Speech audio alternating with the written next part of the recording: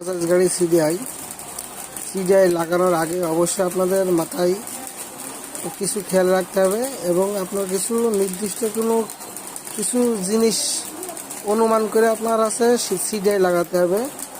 প্রথমত আপনারা সিডিআই কেনার আগে আপনাদের এই পয়েন্টগুলা ঠিকঠাক আছে নাকি বা এই পয়েন্টে আছে নাকি এটা আপনার দেখে কিনতে হবে এবং আপনার অরিজিনাল যদি বাজাজ কোম্পানির সিডিআই নেওয়ার চেষ্টা করবেন, কারণ অরিজিনাল সিডিআই অনেক ভালো এবং অনেক বেশি দিন চলে।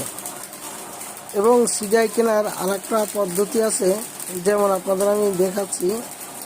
এই যে বাজাজ এটা লেখা থাকবে এবং এই যে ভারত কোম্পানি এটা লেখা থাকবে।